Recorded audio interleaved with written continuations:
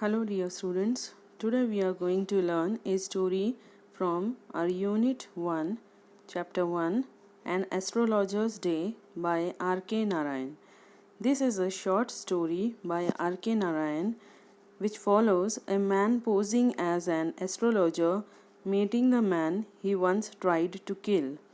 Originally published in Hindi, the piece, along with 29 other short stories by Narayan, was published in English in 1947. The short story contains strong themes that are apparent through Narayan's creative work, including deception, revenge, and the other ironies of life. An Astrologer's Day combines suspense, realism, and thriller genres. The third person, that is, narrator, begins by describing a day in the life of an astrologer. As opposed to astronomers, who are scientists by training and study the physical properties of the universe, astrologers follow the pseudoscience of predicting the future based on the speculative motions of the stars, moons, and other planets. The story starts this way. Once upon a time, an astrologer lays out all his professional equipment, including ancient Syrian writing and cloth charts. Many people mistake the piercing glare of his eyes for intelligence and the rare ability to tell the future. But really, he is just really good at looking for gullible customers. He also uses makeup and a turban around his head to make himself appear more mystical, and thus a quality source for prophecies. No one can reliably recognize him. The astrologer sells prophecies in a busy market with low quality facilities. The dingy lights, often powered by a gas, cast a mysterious quality on the astrologer. The narrator notes that the astrologer cannot really tell the future, but he is good at reading people and telling them whatever it is they want to hear. In fact, it only takes him 5 minutes to deduce if the individual is having issues with love or money. He knows there are certain vague statements that will stroke the ego of an individual. Is there a female who dislikes you? You are not being justly rewarded for your work.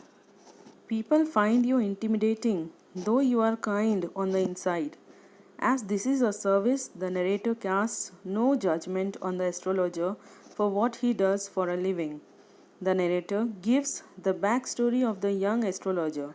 He left his small village because he did not want to be an overworked farmer like all of his male ancestors. It is also hinted that he is running away from one of his misdeeds. To escape his fate, he travels by foot to a city more than 200 miles away. One day, the astrologer starts to pack up at the end of the day.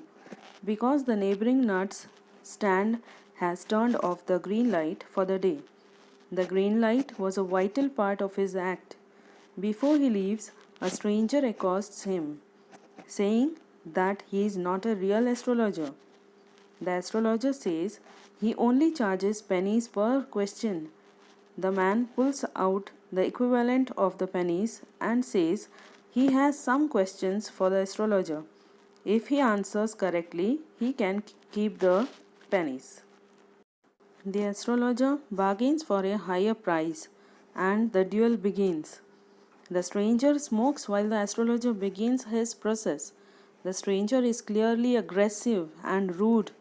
The astrologer figures it has been a long day and the challenge is not worth the money. He tells the stranger to come back another time, but the stranger physically restrains him and tells the astrologer to answer yes or no, should the stranger continue with his current quest. The astrologer insists on a few incantations and thinks about the man's situation. He then asks if the man has ever been left for dead. He has. The astrologer asks if it was a knife. The stranger, with increasing amazement, reveals a scar left on his chest by a blade. The astrologer then says that the man was left for dead after being pushed into a well. This turns out to be true.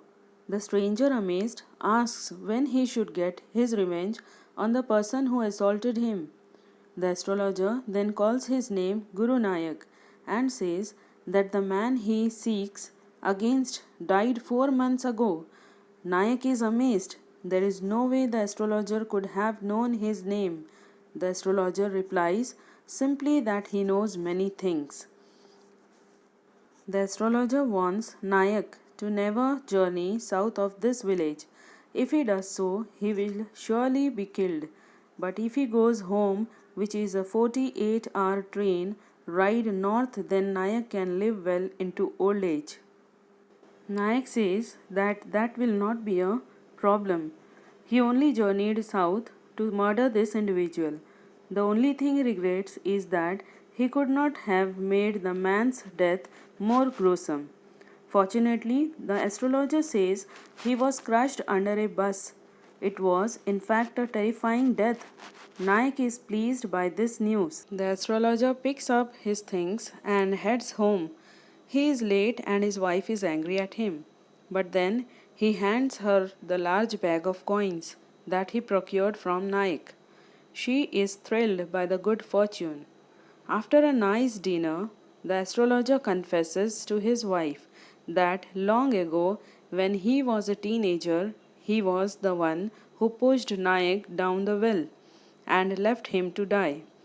The two had been gambling and drinking.